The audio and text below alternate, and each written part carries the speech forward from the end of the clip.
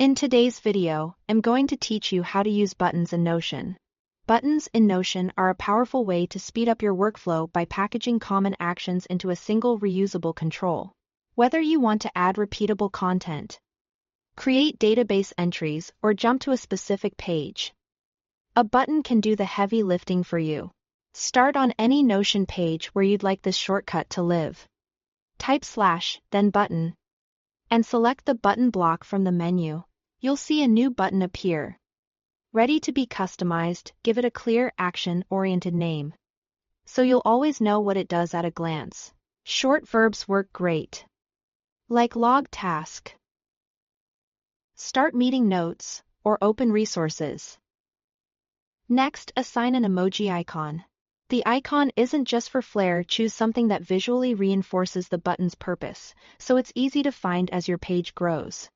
Now it's time to add what the button actually does. Click the option to add a new action and you'll see several choices.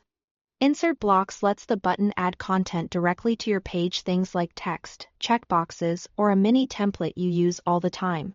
This is ideal for repeatable structures such as meeting agendas, daily journal prompts, or project outlines, so you don't rewrite them from scratch. Add page to creates a new entry in a database you select.